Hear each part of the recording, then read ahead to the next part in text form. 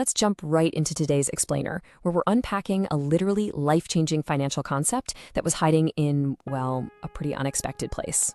I want you to meet Claire. She's a 36-year-old nurse working the night shift at St. Mercy General. And for years, Claire kind of felt like her finances were just this leaky bucket. You know the feeling. Every single dollar was spoken for before it even hit her account.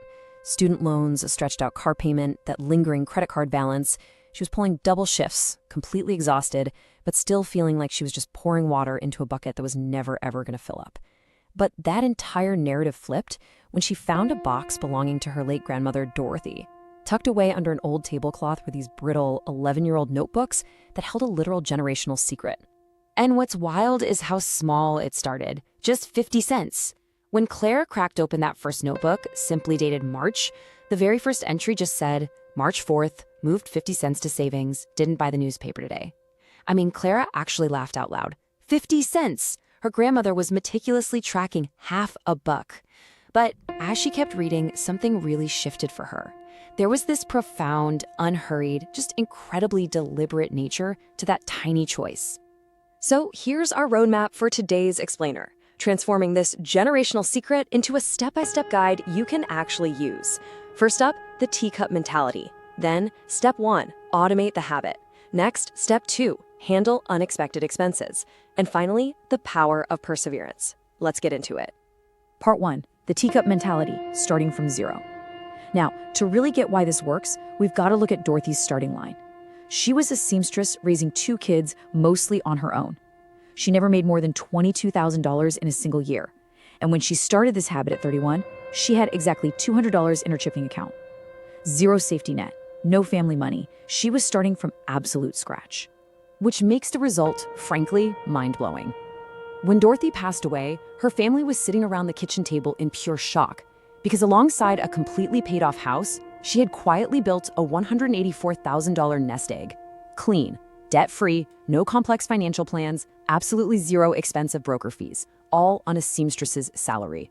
It made literally no sense to anybody, until Claire found those notebooks. The entire secret is really summed up in this one entry from 1987. Some weeks, I feel like I'm bailing out a sinking boat with a teacup, but I figure a teacup is better than just watching it flood. I absolutely love this. This is the anchor of our whole explainer today. Dorothy didn't sit around waiting for a bigger bucket, right? She didn't wait for the boat to magically stop leaking. She just grabbed her tiny teacup and started bailing. And contrast that with what Claire had tried before, what we can call the big reset. You know, the intense January spreadsheets, the fancy budgeting apps you download and then completely abandon by spring, those overnight lifestyle overhauls. They always failed Claire because they basically demanded she become a totally different person overnight. So she ditched that. She decided to emulate Dorothy's method instead, that quiet, steady 1% habit. All right, moving to section 2. Step 1, automate the habit. So how do we actually pull this off in the real world? Let's take Claire's realization and turn it into a precise step-by-step guide. Here is exactly what Claire did. First, she opened a separate bank account, and this is key, she made it slightly inconvenient to access. No daily debit card linked to it. Second, she set up an automatic transfer for exactly 1% of her take-home pay, hitting right on payday. Third, she started paying attention to small daily choices. And fourth, she promised herself she'd rebuild after emergencies. Let's break down that 1% transfer really quick. Let's look at the actual math here. Claire brought home $3,200 a month. 1% of that? $32. That's it. She automated a $32 transfer. Now, when she mentioned this to her friend Naya was supportive but kind of blunt, saying $32 isn't going to do much. But Claire knew that was exactly the point. It was small enough that she wouldn't even feel it in her tight budget, but steady enough to actually lay a foundation. And it didn't stop there. It triggered this whole new behavior, the vending machine pause. So after a grueling nursing shift, Claire would go to grab a snack, but she'd take a split second and ask, wait, am I just on autopilot right now? Sometimes she bought the snack anyway, which is fine, but sometimes she didn't, and she'd manually transfer that $2.50 over to her new account just to kind of keep score. And over time, as she picked up shift differentials and a little overtime, that automatic transfer bumped up from $32 to $65 and eventually to $130. The habit was snowballing. Okay, section 3, step 2, handle unexpected expenses. let's talk about what happens when reality inevitably hits, because life isn't a neat little spreadsheet. 6 months in, life threw Claire a giant curveball, a $740 car repair. Now, the old Claire, she would have seen this as a total failure and just slapped the whole thing on a credit card, eating massive interest. But look at how she handled it this time. She had saved $390 in that separate account. She actually pulled that cash and used it. Then she charged the remaining $350 to her card. This is a huge win. She drastically slashed the interest she would have paid otherwise. And she knew to do this because of Dorothy. Back in 1991, Dorothy wrote, "Roof needed patching, used the jar money, rebuilt it over 3 months, that's what it's for." It's such a beautiful generational echo. Using your money for an emergency is not a failure of your savings plan. It is the literal goal of the plan. The jar is there to be used, and the habit is there so you can rebuild it. So we really need a mindset shift here. You've got to stop seeing savings as this untouchable trophy that just sits on a shelf to make you feel good. It's a tool, and tools are meant to get dirty. You use them to fix things when they break, and then you put them back in the toolbox. Because Claire saw her savings as a tool, she didn't give up after the car repair. She just turned the 1% transfer back on and rebuilt that account over the next 6 weeks. Finally, Section 4, the power of perseverance.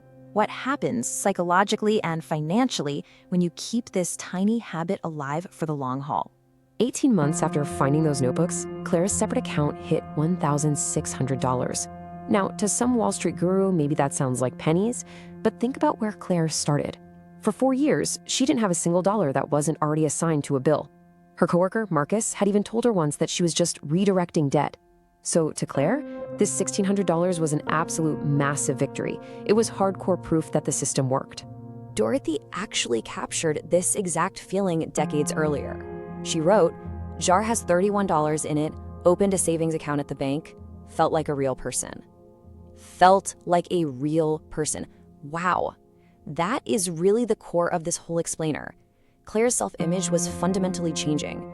She was going from feeling chronically stressed and always behind to feeling capable, steady, and truly in control.